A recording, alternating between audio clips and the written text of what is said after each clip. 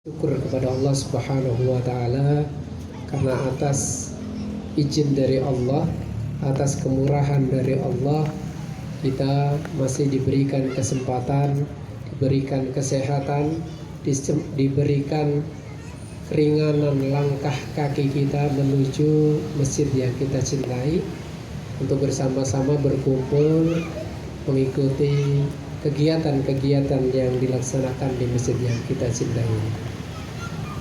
Salawat dan salam semoga tetap tercurahkan kepada junjungan Nabi Agung kita Nabi Allah Muhammad Sallallahu Alaihi Wasallam, kepada keluarganya, kepada para sahabatnya dan para pengikutnya hingga akhir zaman. Dan semoga kita semua termasuk umat beliau yang kelak menerima syafaat dari baginda Nabi Muhammad Sallallahu Alaihi Wasallam. Amin ya rabbal alamin. Di kesempatan sore hari ini, seperti beberapa pemateri atau pengisi kajian kemarin dan tadi pagi, kaitannya seputar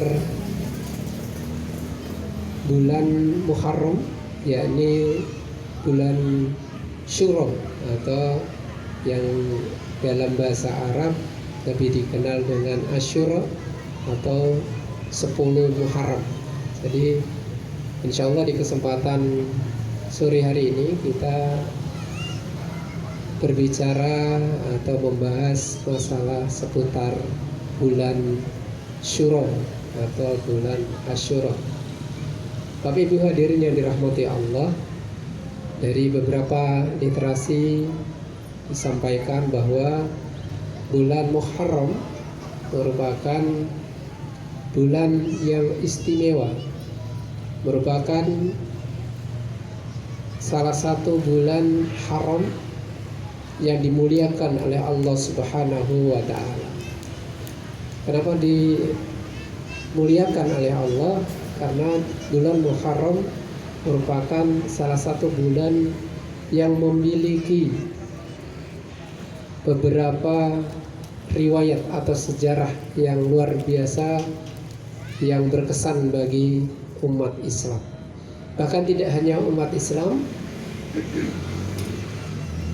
umat lainnya pun, salah satu diantaranya dari bangsa Yahudi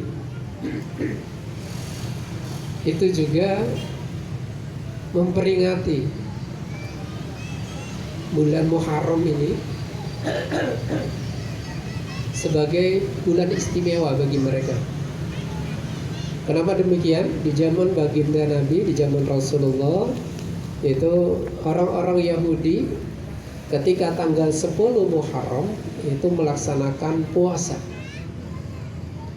Walaupun umat Islam juga kemudian sama-sama menunaikan puasa sunnah di 10 Muharram atau disebut dengan bulan tanggal 10 Muharram atau puasa Asyura. Namun kemudian ada penyelisihan yang istimewa dari baginda Nabi, karena kecintaannya baginda Nabi terhadap para nabi sebelumnya, maka kecintaan itu diwujudkan dengan menyelisihi tidak hanya tanggal 10 Muharram kita berpuasa, disunahkan berpuasa, tapi kemudian ada hari ke-9 atau Tasu'ah. Jadi Tasu'ah dan Asyura kita disunahkan untuk berpuasa. Namun ibadah ini kemudian yang Tasu'ah ini belum kesampaian oleh baginda Nabi, karena beliau sudah dipanggil oleh Allah Subhanahu wa Ta'ala. Jadi di bulan Muharram itu Nabi mensunahkan perintah sunnah untuk berpuasa tanggal 9 Tasu'ah dan tanggal 10 Asyura. Ada riwayat yang lain untuk menyelisih itu tidak hanya di tanggal 9, boleh Kalau tidak sempat di tanggal 9, maka menyelisihinya tanggal 10 Asyura dan tanggal 11-nya. Itu boleh. Jadi agar menyelisihi tidak seperti bangsa Yahudi, hanya tanggal 10-nya saja. Bapak Ibu hadirin yang dirahmati Allah, lantas apa yang terjadi dengan tanggal 10 itu sehingga diistimewakan oleh bangsa Yahudi, dan kemudian Nabi pun sangat mengistimewakan tanggal 10 itu? Ada beberapa riwayat disampaikan, dimulai dari diterimanya taubat Nabi Adam alaihissalam. Ketika Nabi Adam diturunkan ke dunia, maka Nabi Adam alaihissalam, bapak moyang kita, itu menyesal dan kemudian bertaubat kepada Allah, dan taubatnya itu diterima di tanggal 10 Muharram. Begitu juga dengan Nabi Nuh. Nabi Nuh diselamatkan oleh Allah dari bahteranya yang terombang-ambing akibat banjir bandang yang luar biasa yang menenggelamkan kaumnya, kemudian terdampar pas tanggal 10 Muharram. Nabi Ibrahim diselamatkan dari bara api karena memang dibakar, diselamatkan oleh Allah tanggal 10 Muharram. Begitu juga nabi-nabi yang lain, termasuk Nabi Musa alaihissalam, diselamatkan dari kejaran Fir'aun itu tanggal 10 Muharram. Banyak kisah, termasuk juga Nabi Yusuf diketemukan dari sumur ketika dibuang oleh saudara-saudaranya itu tanggal 10. Nabi Yunus juga sama, diselamatkan oleh Allah, dikeluarkan dari perut ikan Yunus itu juga tanggal 10 Muharram. Jadi banyak sekali, sehingga kemudian Nabi Muhammad menyampaikan kepada para sahabat bentuk kecintaannya kepada nabi-nabi terdahulu melebihi cintanya orang-orang Yahudi kepada nabi-nabinya, sehingga kemudian disunahkan untuk berpuasa di 10 Muharram. Di kesempatan ini kemudian kami akan menyampaikan satu buah ayat di dalam Al-Quran surat Al-Baqarah ayat 156. A'udzu billahi minasyaitonir rajim. Bismillahirrahmanirrahim. Alladzina idza asabathum musibah qalu inna lillahi wa inna ilaihi raji'un. Yaitu orang-orang yang apabila ditimpa musibah mereka berkata inna lillahi wa inna ilaihi raji'un. Sesungguhnya kami milik Allah dan kepadanya lah, kepada Allah lah kami kembali. Ini merupakan bentuk nilai-nilai akidah yang luar biasa yang ditanamkan dalam diri pribadi seorang muslim. Kenapa di kesempatan ini kami menyampaikan ini? Karena hampir seluruh nabi dan rasul yang mengalami musibah itu tidak pernah di awal disampaikan akan mendapatkan langsung pertolongan dari Allah. Nabi Nuh alaihissalam itu tidak langsung diberikan janji oleh Allah nanti tak damparkan perahunya atau bahteranya di gunung gitu, tidak. Tapi Nabi Nuh memiliki keyakinan karena keimanannya, seperti ayat yang saya sampaikan tadi, sesungguhnya kami milik Allah dan kami akan kembali kepada Allah. Inilah bentuk akidah yang kuat.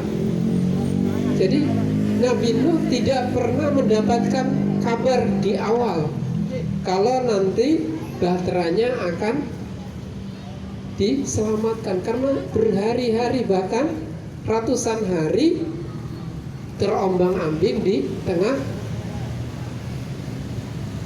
banjir bandang dan tidak surut-surut gitu. Nah, ini tidak ada kabar di awal-awal nanti kalau sudah 100 hari nanti banjirnya surut gitu, tidak. Begitu juga dengan Nabi Ibrahim. Nabi Ibrahim ketika dibakar itu tidak ada informasi di awal kalau nanti apinya jadi dingin, itu tidak ada. Yang ada adalah keyakinan dari Nabi Ibrahim bahwa Allah akan memberikan yang terbaik. Begitu juga dengan nabi-nabi yang lainnya. Itu tidak ada yang mendapatkan informasi di awal kalau akan langsung mendapatkan pertolongan dari Allah Subhanahu wa ta'ala. Inilah bentuk keyakinan, bentuk akidah yang kuat yang ditanamkan dalam diri umat Islam. Bahkan baginda Nabi pun juga sama. Ketika Nabi mendapatkan berbagai macam musibah, maka kekuatan imanlah yang mengantarkan beliau untuk selalu tabah dan ikhlas menjalani. Seorang sosok Nabi Muhammad pun tidak lepas dari musibah-musibah itu. Bahkan cobaan yang diberikan kepada baginda Nabi jauh lebih berat ketimbang cobaan yang diberikan kepada umatnya.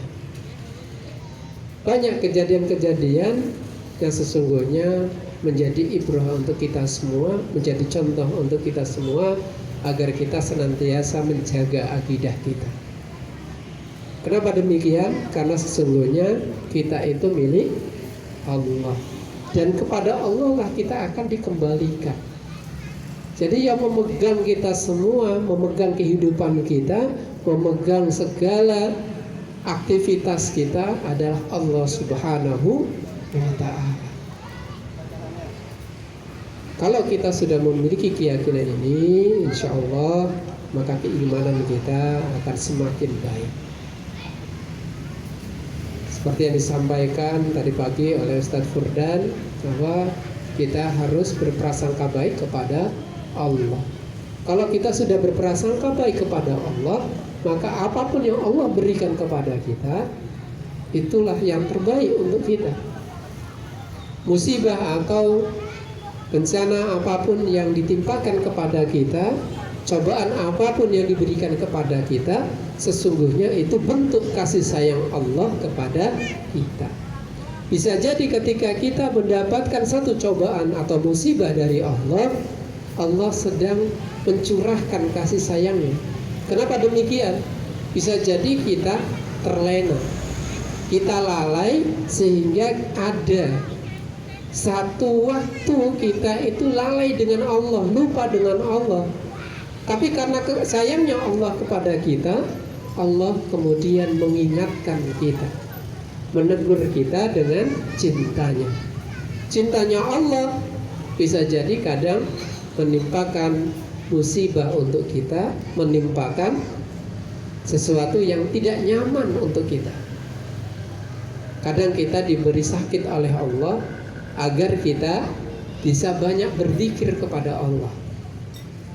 Kadang ketika kita sehat kita lupa. Kadang kita lupa kalau kita sedang diberi nikmat oleh Allah. Nikmat yang diberikan oleh Allah ini bisa juga merupakan bagian dari ujian dari Allah. Kenapa demikian? Karena sesungguhnya nikmat sehat itu merupakan bagian dari ujian. Bisakah kita memanfaatkan waktu sehat kita untuk bisa ingat kepada Allah, untuk bisa mendekatkan diri kepada Allah?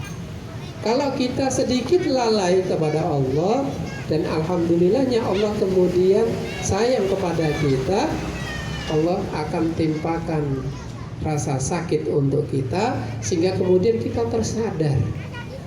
Kita akan sadar bahwa oh ternyata Allah lebih menyayangi kita untuk bisa merasakan sakit. Bapak Ibu hadirin yang dirahmati Allah, inilah sedikit pembahasan tentang tanggal 10 Muharram atau yang kita kenal dengan hari Asyura yang kita rayakan bersama dengan bersama-sama berpuasa pada tanggal 10 Muharram ini. Bapak Ibu hadirin yang dirahmati Allah, karena sudah masuk waktu berbuka puasa, mari sama-sama kita membatalkan puasa kita dengan berdoa terlebih dahulu. Doa sebelum makan. Bismillahirrahmanirrahim. Allahumma barik lana fima razaqtana wa qina adzabannar. Semoga Bapak Ibu dibatalkan puasa. Demikian, terima kasih. Wassalamualaikum warahmatullahi wabarakatuh.